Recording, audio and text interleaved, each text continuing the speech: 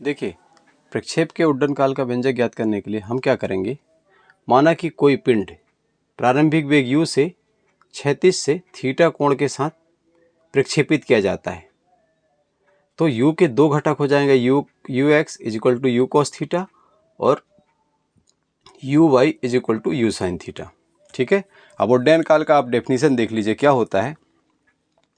प्रक्षेपण बिंदु से अधिकतम ऊंचाई तक जाकर पुनः उसी तल में स्थित अन्य बिंदु तक लौटकर आने में पिंड द्वारा लिया गया समय प्रक्षेप का उड्डयन काल कहलाता है।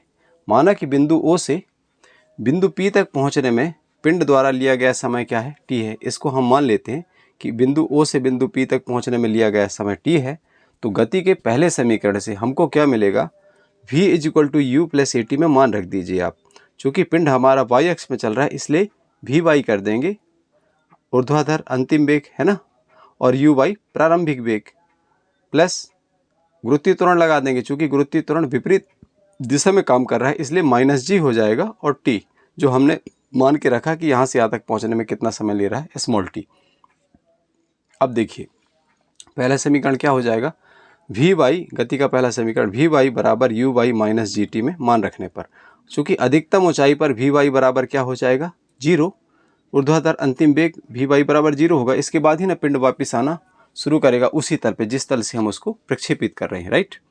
तो जी बराबर क्या हो गया, वी वाई बराबर जीरो हो गया। देखिए बाएं पक्ष पे बराबर वी वाई की यू वाई की वैल्यू हमने रख दी यू साइन थीटा माइनस जी टी। अब हम क्या करेंगे, जी टी का पक्षांतर कर देंगे। जब हम पक्षांतर करेंगे तो हमको मिलेगा जी टी इस तरफ आ गया, यहाँ यू साइन थीटा, तो टी बराबर क्या मिल गया, यू साइन थीटा अपॉन जी। मतलब पिंड को बिंदु ओ से बिंदु पी तक समय जो हमने टी मान के रखा है उसकी वैल्यू आ गई, टी बराबर यू साइन थीटा अपॉन जी। अब देखिए ये इसको हमने समीकरण नंबर 1 दे दिया। अब हम कहते हैं उपयुक्त समीकरण 1 पिंड के प्रक्षेपण बिंदु ओ से पी तक पहुंचने में लगा समय बताता है। ठीक इतना ही समय वापिस उसी तल में बिंदु ओ डैश तक पहुंचने में लगेगा। अतः उड्डयन काल क्या कहलाया जाएगा, कैपिटल टी। उड्डयन काल को हम बोलते हैं capital T is equal to 2t।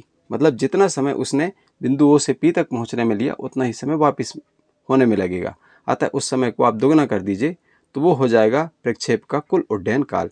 उसका मतलब हुआ t is equal to 2t। T की वैल्यू यहाँ से उठा के रख दीजिए आप, क्या है, u sine theta upon g. तो क्या हो जाएगा, इधर दुगुना हो जाएगा ना, u sine theta upon g का में 2 का गुणा हो जाएगा। तो मिल गया हमको उड्डयन काल t is equal to 2u sine theta upon G. ये आ गया हमारा अभीष्ट व्यंजक। ओके।